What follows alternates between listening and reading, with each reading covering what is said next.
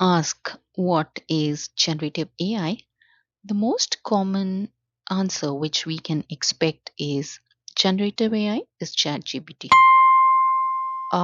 Well, not completely wrong, but it's not just about ChatGPT.